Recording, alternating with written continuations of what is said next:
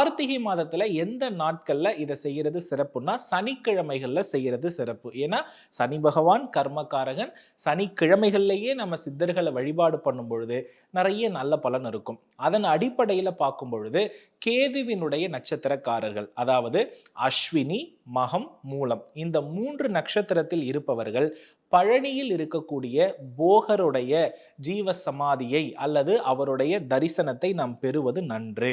சனிக்கிழமையில நம்ம வழிபட்டோம் அப்படின்னா, நமக்கு துன்ப நிலை என்பது குறையும். இவருக்கு ஏதாவது அங்க தானம் கொடுக்கணுமா? ஆம். அவருக்கு தானம் அல்ல, அவர் வடிவாக விளங்கக்கூடிய மனிதர்களுக்கு. அப்போ யாசகம் பெற்றக்கூடிய தன்மை தான் பார்த்தீங்கன்னா, யோகிகளுக்கும், மகான்களுக்கும், அதேபோல அடியார்களுக்கும் உரியது. அப்போ அங்க கீழ வந்து நெறைய பேர் வந்து காவி உடை அணிந்து ஜடாமுடி தோற்றத்தோடு யார் இருக்கிறார்களோ, அவர்களுக்கு வந்து பார்த்தீங்கன்னா, ஒரு காவி நிற வஸ்திரம், போர்வை இத வந்து தானம் கொடுத்துவிட்டு பின் போகரை வழிபாடு செய்வது நல்லது. இப்படிதான் நான் சொல்லக்கூடிய ஒவ்வொரு ஜீவசமாதி கோவில்களிலும் இருக்கக்கூடிய அடியார் பெருமக்களுக்கு நீங்க வஸ்திரத்த வந்து என்ன பண்ணணும்னா, தானமும் குடுத்துட்டு, அதற்கு பிறகு இவர வழிபாடு பண்ணி உங்க துன்பத்தில் இருந்து விடுதலை அதுக்கான வழியை நீங்க போய் அன்றைய நாள்ல சுவாமி கிட்ட கேட்கிறீங்க, குரு கிட்ட கேட்கிறீங்கன்னா உங்களுக்கு கிடைக்கும்.